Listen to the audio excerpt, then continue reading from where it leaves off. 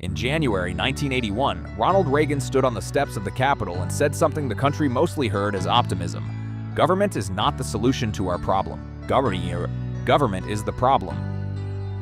The crowd cheered. The press covered it as a campaign line finally delivered from power. What almost nobody did was take it seriously as a governing blueprint.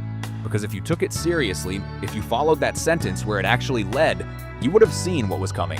The systematic dismantling of the institutional architecture that had governed American economic life since the New Deal. Not rhetoric, a plan. 45 years later, union membership sits at 10%. The bottom half of American earners hold 2.5% of the country's wealth. Life expectancy in the communities Reagan's economy left behind remains below the national average. Not history, a living condition. To understand which parts of what Reagan warned were prophecy, which were self-fulfilling, and which were catastrophically wrong, you have to go back to the country he grew up in. The formation, Dixon, Illinois, 1920s. A town built around manufacturing, the kind of place where a man's worth was measured by what he made with his hands and his reliability to show up. Jack Reagan drank. The family moved constantly. Ronald Reagan learned two things from that instability that he carried for the rest of his life. That charm was armor, and that optimism was not naivety. It was a survival strategy, a decision to believe in the next version of the story even when the current one was falling apart. He reads economics the way Margaret Thatcher reads chemistry, looking for underlying order beneath visible surface. He finds it in a different place than she does. He finds it in Roosevelt. The young Reagan is a New Deal Democrat. He believes in the state as protector. He campaigns for Truman. He is president of the Screen Actors Guild for 5 terms. Then something shifts. It is not a sudden conversion. It is a slow accumulation of grievances sharpened by a single formative experience. Working as a spokesman for General Electric through the 1950s, Reagan travels to 135 plants in 8 years, speaking to 250,000 workers. He is not a politician yet. He is a listener. And what he hears, plant by plant across industrial America, is a business class that believes the New Deal consensus has gone past protection into suffocation. That regulation, taxation, and union power have created a system in which the productive are penalized and the inefficient are insulated.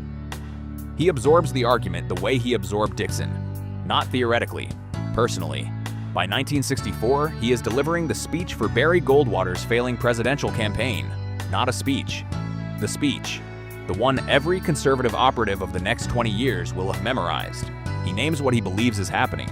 The gradual, incremental surrender of individual freedom to a state that grows by promising to solve problems it is actually perpetuating. Goldwater loses 44 states. Reagan's speech raises $8 million overnight. The Republican Party files something away, not the candidate, the man, the intellectual framework. Reagan's operating philosophy arrives from 3 directions, the same way Thatcher's does, and it is not coincidental that they arrive at nearly identical conclusions from opposite sides of the Atlantic at the same moment. Friedrich Hayek tells him that centralized planning always destroys the information networks that free markets generate. Milton Friedman gives him the operational tool. Control the money supply, stop subsidizing industries the market has already decided are finished. And in California, governing a state of 20 million people through student protests, tax revolts, and budget crises, he develops the practical skill that Goldwater never had. He learns that you can hold the line on principle while trading on tactics, that the appearance of compromise is not the same as compromise, that the country will follow a man who seems reasonable even when his destination is radical. He runs for president in 1976 and loses the nomination to a sitting president by 117 delegates. He does not fold. He returns in 1980 against a president who has presided over 13% inflation, a hostage crisis in Tehran, and gas lines around the bloc. The timing is the argument. He does not have to make the case against the New Deal consensus in the abstract. The New Deal consensus is visibly failing in real time on every television in America. He wins 489 electoral votes, 44 states. The realignment the Republican Party had been attempting since 1964 arrives in a single night. The defeat of organized labor. On August 3, 1981, 11,000 air traffic controllers walk off the job. PATCO, the Professional Air Traffic Controllers Organization, has made a tactical calculation. They are federal workers, essential workers, workers whose leverage is genuine and immediate. The country cannot fly without them. They also endorsed Reagan in 1980. They believe this buys them something. It does not. Reagan gives them 48 hours to return. They do not. On August 5th, he fires all 11,000, bans them from federal employment for life, decertifies the union. The AFL-CIO calls it a declaration of war. European labor unions send messages of solidarity. Lane Kirkland, the AFL-CIO president, warns that this will cascade. He is right. He just has the direction wrong. What Reagan understood, and what Patco did not, is that he had been handed the exact confrontation he needed, not because he manufactured it. Though his administration's preparation for the strike, the trained replacement controllers, the military personnel on standby, suggests a level of readiness that does not happen accidentally, but because Patco had given him an opponent with a genuine vulnerability. They were federal workers striking illegally under a law they knew when they took the job. They had endorsed him, and they had miscalculated his willingness to act. The British parallel is not coincidental. Thatcher watched Patco from Downing Street and drew the same lesson Reagan had drawn from Heath's defeat in 1974. The lesson is not that you can beat unions. The lesson is that you can only beat them if you are willing to absorb the cost of the confrontation completely. No half measures, no negotiated retreat, total commitment or don't start. Within 3 years of the Patco firing, private sector union membership is in accelerating decline. Not because Reagan passes a law banning unions, because every corporate labor negotiator in America now has the same data point. The federal government will not intervene on labor's side. The regulatory environment is shifting. The cost-benefit calculation of fighting a union campaign has changed permanently. The message that travels through American boardrooms in the autumn of 1981 is not written down anywhere. It doesn't need to be. The transformation, the economic program Reagan delivers in 1981 has a name, supply-side economics, and a promise. Cut taxes on the highest earners, cut regulation, control the money supply, and the resulting growth will generate more revenue than the cuts removed. The benefits will flow downward. The tide will lift all boats. The top marginal income tax rate falls from 70% to 28% over his 2 terms. Corporate regulations are stripped back across the industrial and financial sectors.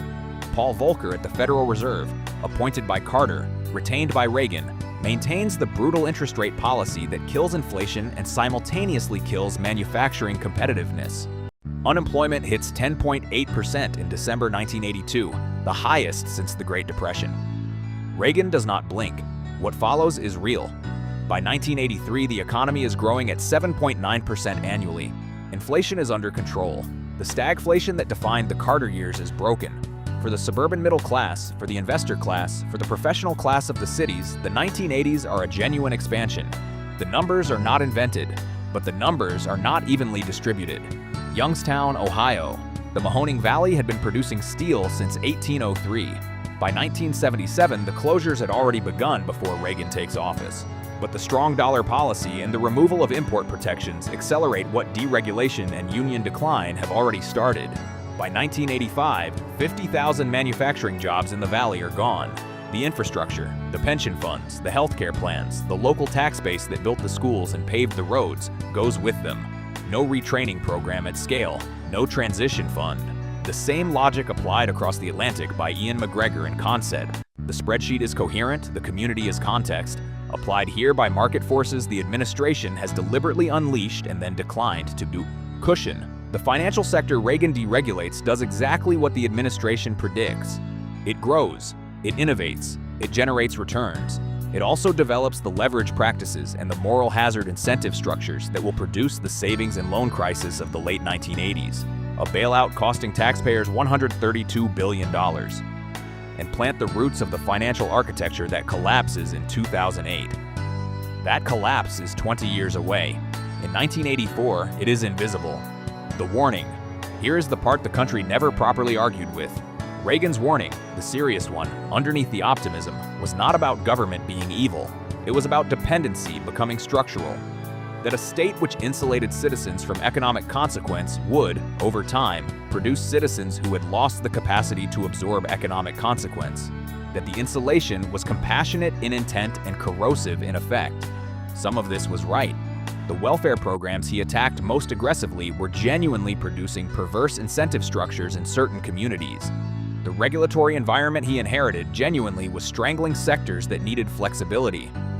The union contracts in some industries genuinely had produced work rules so rigid they were accelerating the closures the unions were trying to prevent. He was not wrong about all of it, but the warning contained an assumption that was never tested and never challenged, not by his opponents and not by his successors. The assumption that what the market decided was finished was in fact finished, that the communities built around steel and manufacturing were not the victims of policy choices but of economic gravity, and gravity cannot be argued with. Germany did not accept that argument. The Ruhr Valley is still standing. The industrial towns of Baden-Württemberg are still standing. Germany made different choices about transition, about what the state owed communities it was asking to absorb structural change, and got different outcomes. America was told it had no choice. It did. The inheritance. Bill Clinton inherits the Reagan settlement in 1993 and does not dismantle it. He signs NAFTA. He signs the repeal of Glass-Steagall. He declares the era of big government over. The Wall Street deregulation continues under a Democratic administration because by 1993, the financial sector's dominance of the American economy makes it the water the political class swims in. By 2000, it appears to be working. By 2008, the model breaks in the same way, and for the same reasons, it breaks in London. The leverage built on the deregulated foundation Volcker and Reagan constructed collapses, and the taxpayer absorbs the cost. The bank bailout. The auto industry bailout, the one Reagan's philosophy specifically prohibited, but Republican and Democratic administrations both execute because the alternative is too visible. Real wages for the median American worker do not recover to their 2007 level for over a decade.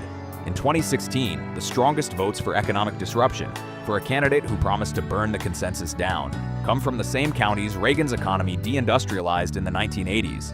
By 2026, the top 1% of Americans hold more wealth than the entire middle class combined. Union membership is at a historic low. Life expectancy in rural former industrial America has declined for 3 consecutive measured periods. The opioid crisis that epidemiologists trace directly to communities stripped of economic purpose has killed more Americans than the Vietnam War. Ronald Reagan warned America that dependency would calcify across generations. He was right. He did not warn it that the dependency could take 2 forms, the kind built by the welfare state, and the kind built by an economy that concentrates its gains so completely at the top that the bottom has nothing left to depend on but the state. Both warnings were in the speech. The country only heard one of them. The verdict.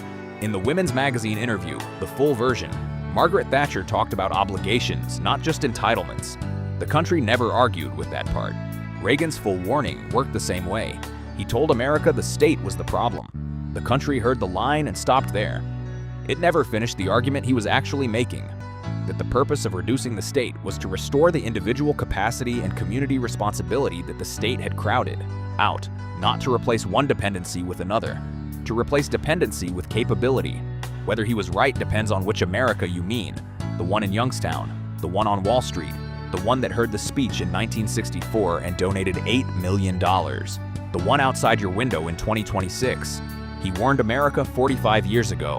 About some things he was completely right, about some things he was catastrophically wrong, and about the rest, and the part that requires honest engagement rather than a bumper sticker. The country is still deciding. The argument is still on the desk.